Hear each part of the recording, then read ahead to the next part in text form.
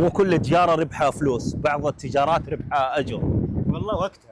وفر لبيتك وشارك الأجر. عروض وسلال رمضانية.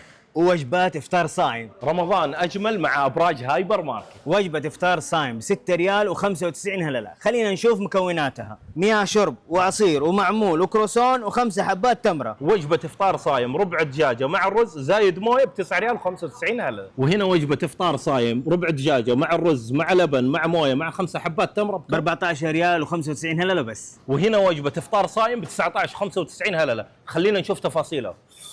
قهوة مع الحليب أو شاهي عدني أو شاهي مع الحليب 500 ملي مع ترمس وكوبين وكروسون وكب كيك 2 معمول و5 قطع تمرة.